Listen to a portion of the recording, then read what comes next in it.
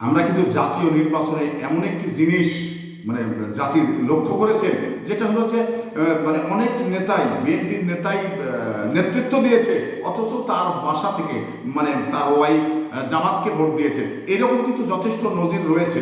তো যারা এই ধরনের কাজগুলো করেছেন তাদের মানে ক্ষেত্রে আমি এই কথাটি বলতে চাই যে আপনি মানে কোনো পদ পদবিতে আসার কোনো আপনার মানে সুযোগ নেই। এটা দল পরিষ্কারভাবে সিদ্ধান্ত নিয়েছে। কারণ আপনি করবেন বিএনপি, আপনার ওয়াইফ করবে জামাত ইসলাম। আপনি কি ধরনের নেতা হয়েছেন যে আপনার ওয়াইফকে আপনি ঠেকাতে পারেননি, আপনার ওয়াইফকেই আপনি ধানের শীষে ভোট দেওয়াতে পারেননি?